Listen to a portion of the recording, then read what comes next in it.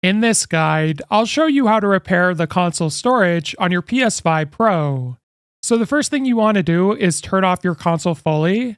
Then once your console's turned off, go ahead and press and hold the power button until you get 2 beeps.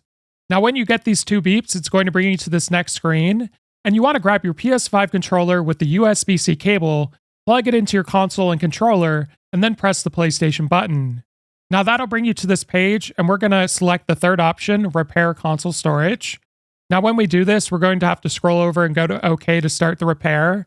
And in my experience, this process only takes about a minute or two.